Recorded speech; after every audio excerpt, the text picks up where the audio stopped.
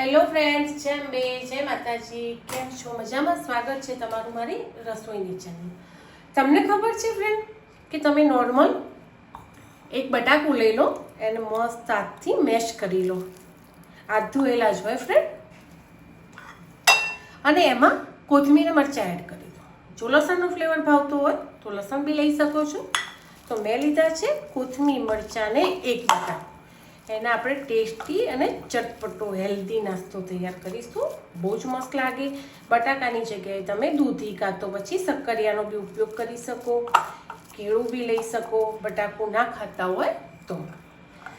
ચલો ફ્રેન્ડ, આપણે હવે અંદર ડ્રાય લોટ એડ કરી દઈએ.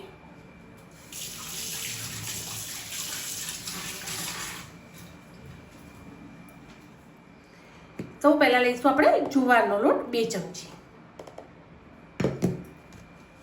મકાઈનો લોટ લઈશું 1 ચમચી. ચમચી મોટી છે એટલા માટે.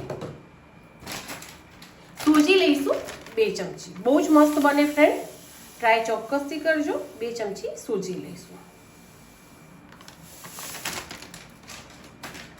અને 1 ચમચી લઈશું આપણે ચોખાનો લોટ. ક્રિસ્પી બનાવવા, અંદરથી સોફ્ટ બનશે અને બહારથી ક્રિસ્પી બનશે. ઓકે, બહુ જ. અને આવશે પછી લાસ્ટમાં જેનાથી આપણે ભજીયા બનાવીએ છીએ. તો એના માટે લઈશું 2 ચમચી જેટલો, નોર્મલ જ ચમચી ભરી છે ચણાનો.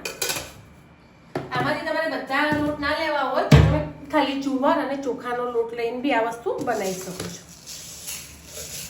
અડધી ચમચીથી બી ઓછી એડ કરીશું ખાંડ. ના ખાતા હોય નહીં નાખવાની. 2 થી 3 ચમચી મેં લીધું છે દહીં. મરચું લીલું એડ કર્યું છે એટલે મસાલા ધ્યાનથી એડ કરવાના. છોકરાને નાસ્તામાં બી સવારે તમે આપો ને બનાવી, બહુ જ મસ્ત લાગશે.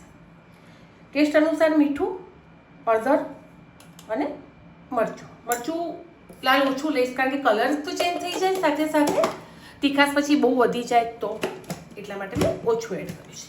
થોડો ગરમ મસાલો ફ્રેન્ડ, મજા આવશે ખાવાની. અમુક વસ્તુમાં શું થાય કે ચેન્જ થાય ને તમારે ફ્લેવર, તો તમને થોડો વધારે મજા આવે.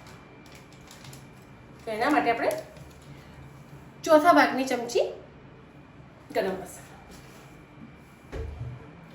હવે આમાં બીજું કશું એડ કરવાનું નથી. મિક્સ કરવાનું છે. હાથથી ફાવે તો હાથથી, ચમચીથી ફાવે તો ચમચીથી. એક નહીં જાડું નહીં પતળું બેટર બનાવી લઈશું. અને કોઈ રેસ્ટ આપવાની જરૂર નથી. ફટાફટ આપણે આપણી રેસીપી સ્ટાર્ટ કરી. હાથ ધોઈ અને પાણી લઈ લીધું છે. પહેલાં આપણે મિક્સ કરી લેવાનું. દહીં એડ કર્યું છે, ખાંડ એડ કરી છે, બટાકું છે અંદર અને લોટ લીધા છે. હવે થોડું પાણી રેડાઈ જઈશું અને આપણે મસ્ત બેટર બનાવીશું. મિક્સ અને એક બાજુ મૂકી દઈશું તેલ.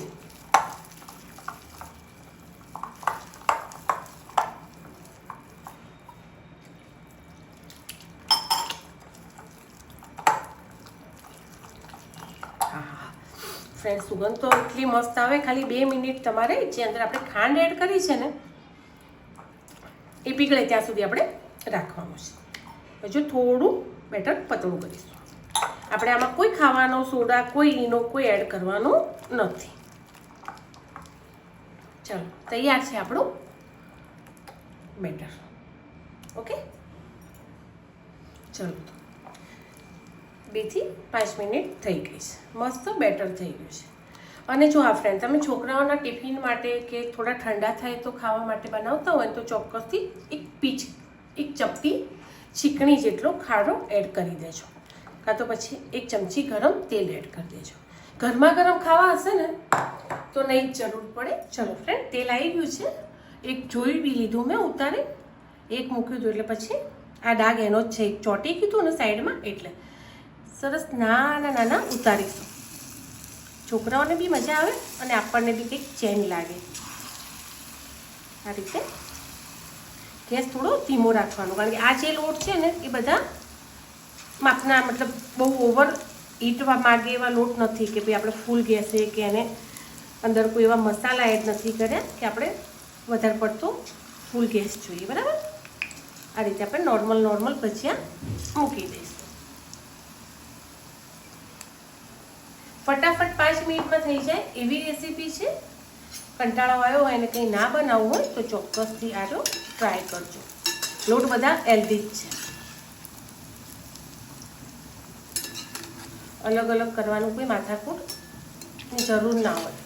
ક્યાંકથી કંટાળી ના હોય તો બધા કોક વાર એડજસ્ટ કરી લે. આટલા માપના તળાઈ ગયા છે. પછી તમારે જેટલા ક્રિસ્પી ક્રન્ચી કરવા હોય, અંદરથી સોફ્ટ થશે, બહારથી મસ્ત ક્રિસ્પી લેયર થશે. એ તમારે જે કલર લાવવો હોય એ લઈ શકો. પરફેક્ટ આ તળાઈ ગયા છે ફ્રેન્ડ. ક્યારે જો આ મિક્સ લોટના ભજીયા તમે ના બનાવો તો ચોક્કસથી એકવાર આ રેસીપી ટ્રાય કરવા જેવી છે. કરી લેજો, મજા આવશે. એકના એક ભજીયા ખાઈને બોર થયા હોય તો ચાલો એ જ રીતે હું બીજા મૂકી દઈશ.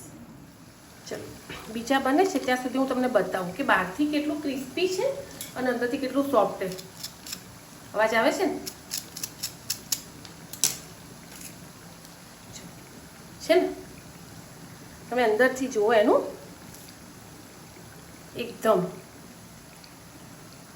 લેયર અંદરથી સોફ્ટ જ હશે. અને ફ્રેન્ડ ટેસ્ટી બી છે. ચલો બીજા બી થઈ ગયા છે, લઈ લઈએ.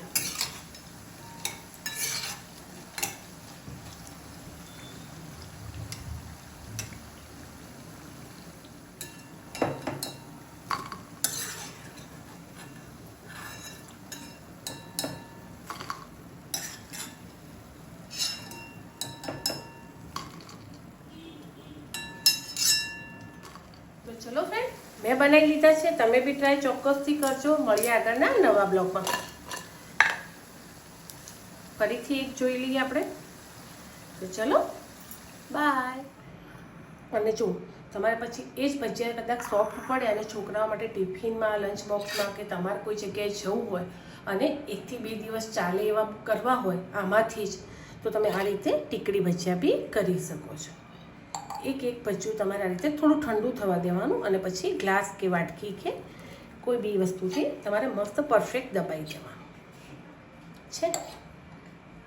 કેટલા મસ્ત લાગે. પછી આને ધીમા તાપે, મતલબ તળો ત્યારે અંદર એડ કરો ત્યારે તેલ એકદમ ફૂલ હોવું જોઈએ અને પછી એડ કરી દો ને પછી એકદમ ધીમું કરી દેવાનું, તો અંદરથી મસ્ત ક્રિસ્પી થઈ જશે. તો તમે આ 2 થી 3 દિવસ સુધી આ ભજીયા સાચવી શકો. આ રીતે બધા કરી લેવાનું.